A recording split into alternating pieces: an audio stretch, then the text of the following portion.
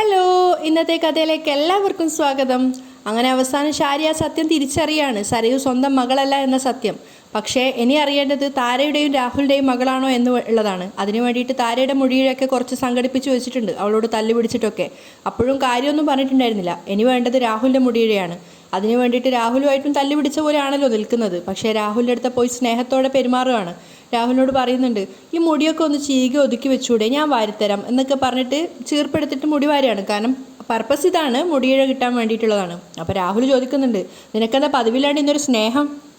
അല്ല, നിങ്ങളുടെ ഭാഗത്ത് എന്തൊക്കെയോ ശരിയുണ്ടെന്ന് എനിക്കൊരു തോന്നൽ, അതുകൊണ്ട് മനസ്സിനകത്തുള്ള വൈരാഗ്യമൊക്കെ മാറി.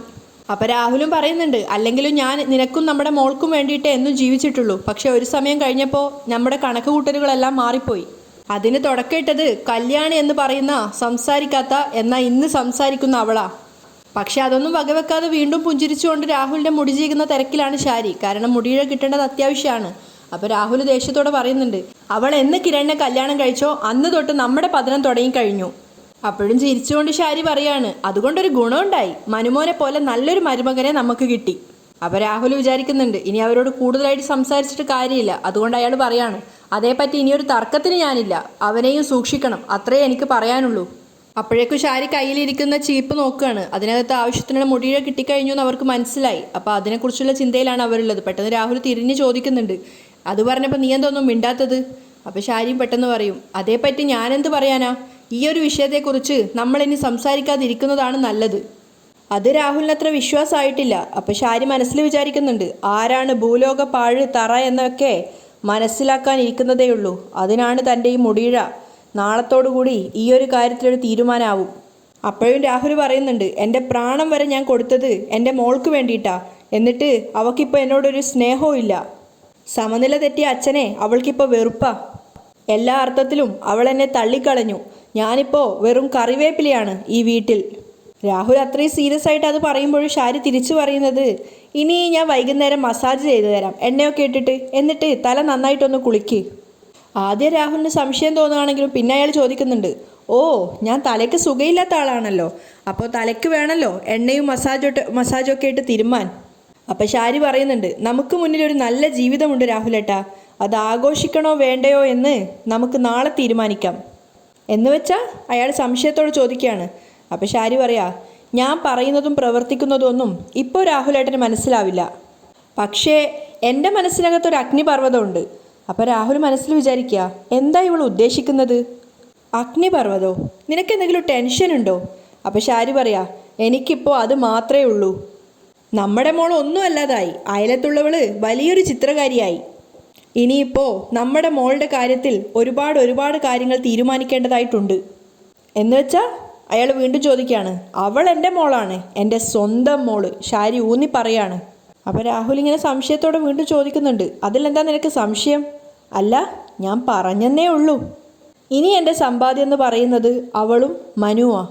അപ്പോൾ രാഹുൽ ദേഷ്യത്തോടെ പറയാ, മനുവിനെ വിട്ടുകളാ, നമ്മുടെ സമ്പാദ്യം നമ്മുടെ മോൾക്കാ. ആ മോളെ കിരണുമായിട്ട് ഒന്നിപ്പിക്കണം, എങ്കിലേ നമ്മുടെ ജീവിതം നമ്മൾ ആഗ്രഹിക്കുന്നിടത്തേക്ക് നമുക്ക് എത്തിക്കാൻ പറ്റൂ. നമ്മുടെ മോളുടെ ഒരു നല്ല ജീവിതം കാണണമെങ്കിലും കിരണും നമ്മുടെ മോളും ഒന്നിക്കണം ഷാരി. അപ്പോൾ കല്യാണിയോ? ഷാരി ചോദിക്കുകയാണ്. കല്യാണിയെ കിരണ് കളയുമോ? കല്യാണിയെ കിരണ് കളയില്ല, പക്ഷേ കല്യാണിയെ നമ്മൾ കളയണം, രാഹുൽ പറയാ. അത് കേട്ടപ്പോൾ ഷാരി പറയുന്നുണ്ട്, ഇനി പാപങ്ങളൊന്നും ചെയ്യാൻ ഞാനില്ല. എൻ്റെ മോൾക്ക് കിട്ടിയത് നല്ലൊരു ജീവിതാ. ആ ചെറുപ്പക്കാരൻ മാത്രാ ഇനി ഞങ്ങളുടെ പ്രതീക്ഷ. എന്നിട്ട് ശാന്തതയോടുകൂടി തന്നെയാണ് ഷാരി പറയുന്നത്, അതുകൊണ്ട് രാഹുലേട്ടാ, ഇനി അവനെക്കുറിച്ചൊരു സംസാരം വേണ്ട, അത് മാത്രം എനിക്ക് സഹിക്കാൻ പറ്റില്ല എന്ന് പറഞ്ഞുകൊണ്ട് രാഹുലിൻ്റെ അരികിൽ നിന്നും പോവുകയാണ്. അപ്പോൾ രാഹുൽ സംശയത്തോടെ ഇങ്ങനെ നിൽക്കുന്നുണ്ട്. പുറത്തേക്ക് ഇറങ്ങിയതിന് ശേഷം ആ ചീപ്പിൽ കിട്ടിയ മുടിനാരിയുടെ അടുത്ത് മനസ്സിലേക്ക് ആലോചിക്കുകയാണ് ഷാരി. ഈ മുടിയിഴ നാരിൻ്റെ അവകാശിയാണ് എൻ്റെ മോളുടെ അച്ഛനെങ്കിൽ, താരയാണ് അവളുടെ അമ്മയെങ്കിൽ, താനും അവളും തമ്മിലുണ്ടായ വഴിവിട്ട ബന്ധത്തിലുണ്ടായ സന്ധിത തന്നെയാ എൻ്റെ സരയുമോള്. അങ്ങനെ വന്നാ ഈ മുടിനാടിനെ കൊണ്ടു നടന്ന തൻ്റെ തല ഞാൻ വെട്ടിപ്പൊളിക്കും. ഷാരിക്ക് അയാളെ കൊല്ലാനുള്ള വെറുപ്പുണ്ടായിരുന്നു. അതിനുശേഷം നേരെ പോകുന്നത് ഷാരി ആ ഡോക്ടറെ കാണാൻ വേണ്ടി തന്നെയാണ്. അദ്ദേഹം ഷാരിയും കാത്ത് നിൽക്കുന്ന സമയത്ത് ഷാരി അങ്ങോട്ട് വരികയാണ്. എന്നിട്ട് ഷാരി അയാളോട് പറയുന്നുണ്ട്, ഞാൻ ആ കുഞ്ഞിൻ്റെ അമ്മയല്ല എന്നുള്ള കാര്യം അമ്മയോട് പറഞ്ഞു, എൻ്റെ കൂട്ടുകാരോട് ഞാൻ പറഞ്ഞു. അതിനുശേഷം അവൾക്കൊരാഗ്രഹം ആ കുഞ്ഞിൻ്റെ അച്ഛനും യഥാർത്ഥ അമ്മയും ആരാണെന്ന് അറിയാൻ വേണ്ടിയിട്ട്. അപ്പോൾ ഡോക്ടർ ചോദിക്കുന്നുണ്ട്, അതിൻ്റെയൊക്കെ ആവശ്യമുണ്ടോ? ഈ ഇത്രയും വർഷം, അതായത് 10-25 വർഷമൊക്കെ ആയില്ലേ, ഈ ഒരു സമയത്ത് ഇനി അറിഞ്ഞിട്ട് എന്താ കാര്യം? അപ്പോൾ ശാരി വീണ്ടും പറയാണ്, എന്തായാലും അവളല്ല അമ്മ എന്ന് നമുക്ക് മനസ്സിലായല്ലോ, അപ്പോൾ യഥാർത്ഥ അമ്മയെ അറിയാൻ എന്തായാലും ഒരു ആഗ്രഹം ഉണ്ടാവുമല്ലോ. അതിനു വേണ്ടിയിട്ട് ഞാൻ ഈ മുടിയുടെ നാര് കൊണ്ടുവന്നിട്ടുണ്ട്. സാർ ഇത് വെട്ടിപ്പൊളിച്ച് പരിശോധിച്ച് എനിക്ക് യഥാർത്ഥത്തിലുള്ള സത്യം അറിയണം, നാളെ തന്നെ അറിയണം എന്നൊക്കെ പറയുമ്പം അയാൾ സമ്മതിക്കുകയാണ്. എന്തായാലും നിങ്ങൾക്ക് വേണ്ടി ഞാൻ ഇത് പറഞ്ഞു തരാം, എന്തായാലും കൂടുതൽ പ്രശ്നങ്ങളൊന്നും ഉണ്ടാവില്ല എന്ന് ഞാൻ വിശ്വസിക്കാമെന്നൊക്കെ ചോദിക്കുമ്പോൾ ഇല്ല, ഒരു കുഴപ്പവും ഉണ്ടാവില്ല എന്നൊക്കെ ശാരി വാക്ക് കൊടുക്കുന്നുണ്ട്. അപ്പോൾ അയാൾ ചോദിക്കുന്നുണ്ട്, ഇനി യഥാർത്ഥ അമ്മയും അച്ഛനും തിരിച്ചറിഞ്ഞു കഴിഞ്ഞാൽ കുഞ്ഞിനെ അവർക്ക് തിരിച്ചേൽപ്പിക്കോ? അതൊന്നുമില്ല, എന്നാലും അറിയാനുള്ളൊരു ആകാംക്ഷ കൊണ്ടാണ് എന്ന് പറയാണ്. അപ്പോൾ വീണ്ടും കുറച്ച് പണമൊക്കെ എടുത്തു കൊടുക്കാൻ നോക്കുന്ന സമയത്ത് ഡോക്ടർ പറയുന്നുണ്ട്, വേണ്ട, കഴിഞ്ഞ പ്രാവശ്യം തന്നെ ആവശ്യത്തിൽ കൂടുതൽ പണം തന്നതല്ലേ. അങ്ങനെ ഡോക്ടർ അവിടെ നിന്ന് പോവുകയാണ്. അപ്പോൾ ശാരി മനസ്സുരുക്കി ഇങ്ങനെ നിൽക്കുകയാണ്, ഇനി കേൾക്കാൻ പോകുന്ന വാർത്ത എന്തായിരിക്കും എന്ന് വിചാരിച്ചിട്ട്. അതേസമയം പ്രകാശിൻ്റെ കൂടെ ഹോസ്പിറ്റലിൽ ഇരിക്കുകയാണ് ഭാനുമതി. അവർ പറയുന്നുണ്ട്, എന്തൊക്കെ പറഞ്ഞാലും ഇച്ചിരി പൈസ തന്നതും ജോലിക്ക് ചെല്ലാൻ പറഞ്ഞതും സരയും അവളുടെ അമ്മയും കൂടെയാ, അതൊരു ഭാഗ്യമായി. അല്ല, മാസം ഏതായാലും ഒരു 10-15 രൂപ തരാമെന്ന് പറഞ്ഞിട്ടുണ്ട്. അതിൽ നിന്നൊരു 10-3000 രൂപ എടുത്ത് ഒരു കൊച്ചു വീടെടുക്കണം. ബാക്കി പൈസ എൻ്റെയും നിൻ്റെയും മരുന്നിനേ തികയത്തുള്ളൂ. അപ്പം പ്രകാശനിങ്ങനെ വിഷമത്തോടെ കേട്ട് കിടക്കുകയാണ്. അപ്പോൾ അവർ സങ്കടത്തോടെ പറയുന്നുണ്ട്, എന്നാലും കുഴപ്പമില്ല, ഭക്ഷണമൊക്കെ അവിടുന്ന് ബാക്കിയുള്ളതൊക്കെ കൊണ്ടുവരാം. പിന്നെ നിറഞ്ഞ കണ്ണുകളോട് അവർ പറയാണ്, അങ്ങനെ ജീവിച്ചു പോവാം. പ്രകാശൻ അമ്മയെ തന്നെ നോക്കി നിന്ന് നെഞ്ച് പൊട്ടുന്ന സങ്കടത്തോടെ പറയാണ്, എന്തൊരു ഗതികെട്ട ജീവിതം ഇത്. അപ്പോൾ അവർ സങ്കടത്തോടെ പറയുന്നുണ്ട്, അല്ലാതെ ഇനി നമ്മൾ എന്ത് ചെയ്യും? ഇനി നിനക്ക് ആരോഗ്യം വന്നാലും അധികം കനമുള്ള ജോലിയൊന്നും ചെയ്യാൻ പറ്റത്തില്ല. പിന്നെ ഏതെങ്കിലും കടയിൽ സാധനം എടുത്തു കൊടുക്കാനോ മറ്റോ നിൽക്കണം, അങ്ങനെ എന്തെങ്കിലും നോക്കിയേ പറ്റൂ. അവരങ്ങനെ സംസാരിച്ചുകൊണ്ടിരിക്കുമ്പോഴാണ് അങ്ങോട്ടേക്ക് സോണി വരുന്നത്. സോണി വന്നിട്ട് അവരോട് പറയാണ്, നിങ്ങളെ കാണാൻ ഒരാൾ കൂടെ ഉണ്ട്. ആൽബിയാണ് വന്നിട്ടുണ്ടായിരുന്നത്. ആൽബിയുടെ തലയെക്കെട്ടൊക്കെ ഉണ്ടായിരുന്നു അങ്ങനെ തന്നെ. അപ്പം അടുത്ത് വന്നതിന് ശേഷം രണ്ടുപേരും കൂടെ അരികെ വന്നതിന് ശേഷം സോണി പറയുന്നുണ്ട്, നിങ്ങളുടെ മോനെ ജയിലിൽ പോകുന്നതിന് മുമ്പ് സമ്മാനിച്ചതാ ഈ തലയെക്കെട്ട്. അതിന് മറുപടിയൊന്നും പറയാതെ പ്രകാശനും ഭാനുമതിയും തലതാഴ്ത്തി നിൽക്കുകയാണ്. അപ്പോൾ സോണി പറയുന്നുണ്ട്, അതൊന്നും ഇവിടെ കാണിച്ചിട്ട് പോവാന്ന് കരുതി. അപ്പോൾ അവർ സങ്കടത്തോടെ പറയാണ്, ഞങ്ങളുടെ കൊച്ചു ചെയ്തതിനൊക്കെ ഞങ്ങൾ മാപ്പ് ചോദിക്കുക. അപ്പോൾ ആൽബി പറയുന്നുണ്ട്, അങ്ങനെ മാപ്പ് ചോദിച്ചൊന്ന് കരുതി ഈ മുറിവ് കരിയൊന്നുമില്ലല്ലോ. അവനൊക്കെ എന്തിനാ ഇങ്ങനെ ജീവിക്കുന്നേ? സോണിയെപ്പോലൊരു പെൺകുട്ടിയുടെ ഭർത്താവാൻ യോഗ്യതയില്ലെങ്കിലും അതിനുള്ള ഭാഗ്യം അവനുണ്ടായിരുന്നു. എന്നാൽ സ്വന്തം ഭാര്യയുടെയും മകളുടെയും മൂല്യം മനസ്സിലാക്കാൻ അവന് കഴിയാതെ പോയി. അതൊക്കെ സത്യസന്ധമായതുകൊണ്ട് തന്നെ കേട്ട് കിടക്കാനേ പ്രകാശനും അമ്മയ്ക്കും സാധിക്കുന്നുള്ളൂ. അപ്പം ആൽബി പറയുന്നുണ്ട്, എന്തായാലും അതെൻ്റെ ഭാഗ്യമായിട്ട് ഞാൻ കരുതുക. അപ്പോൾ സോണി പറയുന്നുണ്ട്, കല്യാണി എന്നെ വിളിച്ചായിരുന്നു, അവളുടെ അയലത്ത് ജോലിക്കാരിയായിട്ട് പോവുകയാണല്ലേ സരയുടെ വീട്ടിൽ. അപ്പോൾ ഭാനുമതി പറയുന്നുണ്ട്, ഞാൻ കല്യാണി മോളുടെ വീട്ടിൽ പോയിട്ട് ജോലി എന്തെങ്കിലും ഉണ്ടോയെന്ന് ചോദിച്ചായിരുന്നു, പക്ഷെ അവളുടെ അമ്മ ഒട്ടും സമ്മതിച്ചില്ല. പിന്നെ സരയു മോളുടെ വീട്ടിൽ പോയപ്പോൾ അവരവിടെ നിന്നോളാൻ പറഞ്ഞു. എന്തൊക്കെ പറഞ്ഞാലും മനുഷ്യപ്പറ്റുള്ള കൊച്ചാ. അത് കേട്ടപ്പോൾ സോണിക്ക് ചിരിയാണ് വരുന്നത്. അതെ, എന്തൊക്കെ പറഞ്ഞാലും ഭയങ്കര മനുഷ്യപ്പറ്റുള്ള കൂട്ടത്തിലാണ്. എന്തായാലും നിങ്ങൾ ജോലി ചെയ്യേണ്ട സ്ഥലത്ത് തന്നെയാണ് പോയത്. അപ്പം ഭാനുമതി പറയുന്നുണ്ട്, കല്യാണിയുടെ കമ്പനിയിൽ ക്യാൻറ്റീനൊക്കെ ഉണ്ട്. ദോശ ചുടാനോ ചായ അടിക്കാനോ അങ്ങനെ എന്തെങ്കിലുമൊക്കെ ജോലി ചെയ്തിരുന്നെങ്കിൽ എൻ്റെ കാര്യം അങ്ങ് നടന്നു പോയേനെ. മാസാമാസം എന്തോ കിട്ടുകയും ചെയ്തേനെ. അവരിങ്ങനെ സങ്കടത്തോടെ പറയാണ്. അപ്പോൾ ആൽബി പറയുന്നുണ്ട്, അതെ, വിശ്വാസമുള്ളവരെ മാത്രമേ ജോലിക്ക് നിർത്താൻ പറ്റുള്ളൂ. ആൾക്കാരുടെ കണ്ണൊന്നു തെറ്റിയാ മോഷണം നടത്തുന്ന കൊച്ചുമോൻ്റെ അമ്മൂമ്മയാണ് നിങ്ങൾ. പിന്നെ നിങ്ങളെപ്പോലുള്ളവരെ എങ്ങനെയാണ് വിശ്വസിക്കുന്നത്? അത് കേട്ടപ്പോൾ പ്രകാശൻ തിരിച്ച് മറുപടി പറയാണ്, ഞങ്ങളാരും മോഷ്ടിക്കുന്ന കൂട്ടത്തിലൊന്നുമല്ല. അത് കേട്ടപ്പോൾ ആൽബി പറയുന്നുണ്ട്, പക്ഷേ നിങ്ങളുടെ മോൻ അതൊരു കലയാക്കി വെച്ചിരിക്കുക. അതുകൊണ്ട് അവൻ്റെ ബന്ധുക്കളെയൊന്നും ഞങ്ങളുടെ വീട്ടിലോ കമ്പനിയിലോ ജോലിക്ക് വെക്കാൻ പോകുന്നില്ല. അതിന് പ്രകാശനും ഭാനുമതിക്കും മറുപടിയൊന്നും ഇല്ലായിരുന്നു. കാരണം വിക്രം ചെയ്തതിനാണ് കേട്ടിരിക്കുന്നതെന്ന് അവർക്ക് തന്നെ നന്നായിട്ട് അറിയാം. അപ്പം ആൽബി പറയുന്നുണ്ട്, എന്തായാലും ഞാൻ അവനെ ഒന്ന് കാണാൻ പോകുന്നുണ്ട്, നിങ്ങളുടെ മോനെ. സോണിയുമായിട്ട് തന്നെയാണ് പോകുന്നത്. ഞങ്ങളെ തമ്മിൽ ഒരുമിപ്പിക്കാതിരിക്കാൻ അവനും നിങ്ങളും ഒക്കെ ഒരുപാട് കളികൾ കളിച്ചതല്ലേ. എല്ലാം പരാജയപ്പെട്ടപ്പോൾ ആ ജാളിത തീർക്കാൻ അവൻ ചെയ്ത പണിയാ എൻ്റെ ഈ തലയെ കാണുന്നത്. ഇനി അവനെന്നല്ല, ഈ ലോകത്ത് ഏത് ശക്തി വിചാരിച്ചാലും എന്നെ എൻ്റെ ഭാര്യയും വേർപിരിക്കാൻ പറ്റില്ല. കേവലം പണവും ബാഹ്യ സൗന്ദര്യവും കണ്ടിട്ടല്ല ഞങ്ങൾ ഒന്നു ചേർന്നത്. ഇത് മനസ്സിൻ്റെ ഒത്തൊരുമയാണ്. അതുകൊണ്ട് എന്നും ഈ ബന്ധം ദൃഢമായിട്ട് നിൽക്കും. അതെല്ലാവരും മനസ്സിൽ വെച്ചാ നല്ലത്. പ്രകാശനും ഭാനുമതി ഒന്നും പറയാതെ കേട്ട് നിൽക്കുകയാണ്. അതിനുശേഷം ആൽബി സോണിയും കൂട്ടി പോകാൻ ശ്രമിക്കുമ്പോൾ സോണി പറയുന്നുണ്ട്, നിങ്ങൾക്ക് ഹൃദയമുണ്ടെന്ന് തിരിച്ചറിയുന്നത് ഇതുപോലെ അറ്റാക്ക് വരുമ്പോൾ മാത്രം. ഇനിയെങ്കിലും നന്നാവാൻ നോക്ക്. ഇപ്പോൾ സ്വന്തം അമ്മയെ കൊണ്ട് പണിയെടുപ്പിച്ച് തിന്നേണ്ട ഗതികേടിലായില്ലേ? അതൊക്കെ നിങ്ങളുടെ കർമ്മഫല. കല്യാണി എന്ന മകളെ കൊണ്ട് കഷ്ടപ്പെടുത്തിയതിന് ദൈവം തരുന്ന ശിക്ഷയാണ് ഇതൊക്കെ. സാധാരണ ഒക്കത്തിനും മറുത്തു പറയുകയാണെങ്കിലും ഈ പ്രാവശ്യം ഒന്നും പറയാതെ പ്രകാശൻ കേട്ട് നിൽക്കുകയാണ്.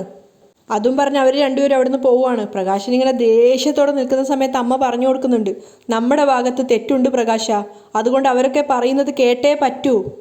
പ്രകാശന് ശരിക്കും പറഞ്ഞാൽ സഹിക്കാൻ വയ്യാത്ത ദേഷ്യം വരുന്നുണ്ടായിരുന്നു. പക്ഷേ കൺട്രോൾ ചെയ്ത് കിടക്കുകയാണ് അയാൾ. അതേസമയം തന്നെ ഷാരിയും രാഹുലും സരിയൊക്കെ കൂടെ ഫുഡ് കഴിക്കുകയാണ്. രാത്രി അത്താഴം കഴിച്ചുകൊണ്ടിരിക്കുകയാണ്. പക്ഷേ ഷാരിക്ക് ഭക്ഷണം കഴിക്കാൻ സാധിക്കുന്നുണ്ടല്ല. അവരിങ്ങനെ കൊത്തിപ്പെറുക്കി ഇങ്ങനെ നിൽക്കുകയാണ്. അപ്പം രാഹുലും സരിയും നന്നായിട്ട് കഴിക്കുന്നുണ്ട്. അപ്പം സരി ചോദിക്കുകയാണ്, അമ്മ എന്താ ആഹാരമൊന്നും കഴിക്കാത്തേ, എന്താ ഇങ്ങനെ ആലോചിച്ചുകൊണ്ടിരിക്കുന്നേ?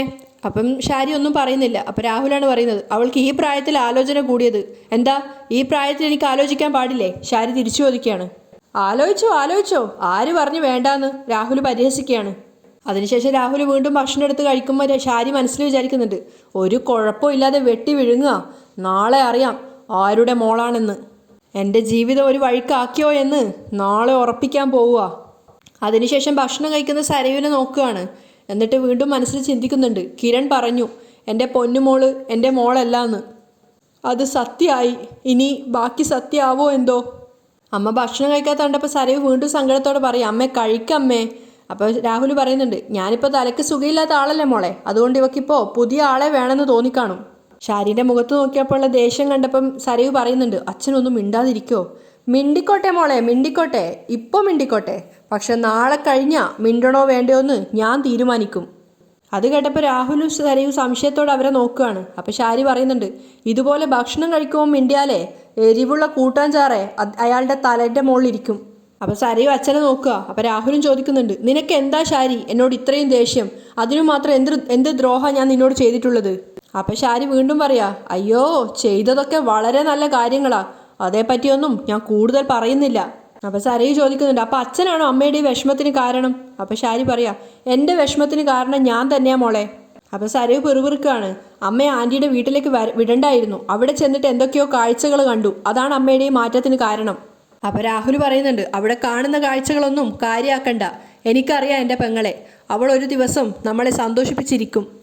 ഷാരി പുച്ഛത്തോടെ നോക്കുകയാണ് അയാളെ. അപ്പോൾ രാഹുൽ പറയുന്നുണ്ട്, മക്കളെ അവളൊന്നും ചെയ്യില്ല, പക്ഷേ മക്കളെ തട്ടിയെടുത്ത ചന്ദ്രസേനനുണ്ടല്ലോ, അയാളെ അവൾ ദ്രോഹിക്കും, അവൾ തന്ത്രപരമായിട്ട് തന്നെ അവനെ നശിപ്പിച്ചിരിക്കും. അപ്പോൾ ഷാരി മനസ്സിൽ വിചാരിക്കുകയാണ്, തലക്കകത്ത് ആള് താമസമില്ലാത്ത മരമണ്ടൻ. എന്നിട്ട് പറയാ ദേഷ്യത്തോടെ, കഴിച്ചിട്ട് പോവാൻ നോക്ക്. ഞാൻ കഴിക്കുമല്ലേ, നീയല്ലേ കഴിക്കാതിരിക്കുന്നത്? അയാൾ ചോദിക്കുന്നുണ്ട്. അപ്പോൾ ഷാരി പറയാ, ഞാൻ കഴിച്ചോ ഇല്ലയോ എന്നൊന്നും ആരും തിരക്കണ്ട. അങ്ങനെ മൊത്തം പൊട്ടലും ചീറ്റലുമാണ് അവിടെ. അതേസമയം കിരണും കല്യാണിയും കൂടെ ഒന്നിച്ചിരിക്കുന്ന സമയത്ത് കിരൺ പറയുന്നുണ്ട്, ഇതുവരെ നമ്മൾ തമ്മിലുള്ള സ്നേഹം സത്യസന്ധ എന്നുള്ള കാര്യം ആൻറ്റി അങ്കിളിനോട് പറഞ്ഞിട്ടില്ല.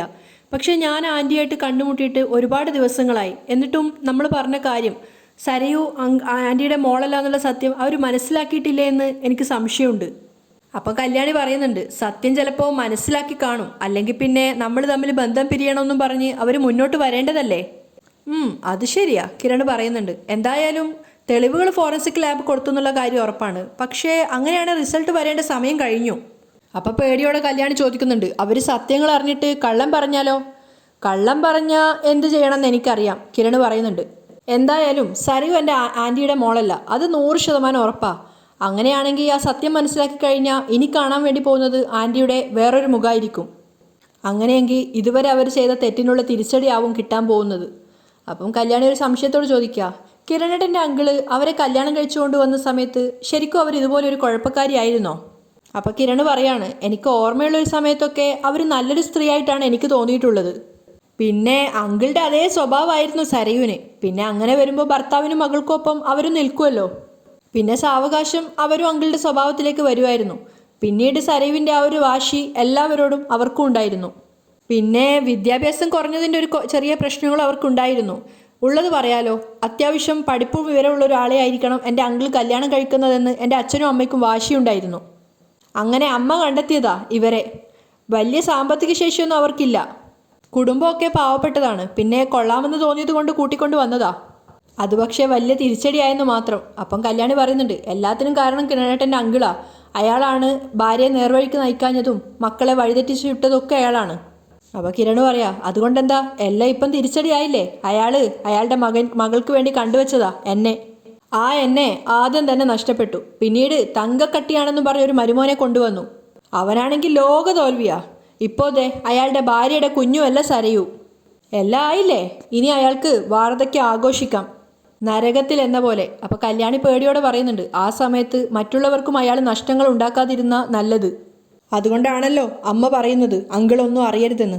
എന്തായാലും 2 ദിവസത്തിനകം ആൻറ്റിയുടെ കാര്യത്തിലൊരു തീരുമാനമാകുമെന്നാണ് എൻ്റെ വിശ്വാസം. ആ നോക്കട്ടെ അതെവിടെ ചെന്ന് അവസാനിക്കുമെന്ന് കിരൺ പറയാണ്. അപ്പോൾ കല്യാണി ഒരു ദീർഘനിശ്വാസം എടുത്തിട്ട് കിരണിൻ്റെ തോളിൽ ചാഞ്ഞ് അവിടെ കിടക്കുകയാണ്. അങ്ങനെയാണ് ഇന്നത്തെ എപ്പിസോഡ് വൈൻഡപ്പ് ചെയ്യുന്നത്.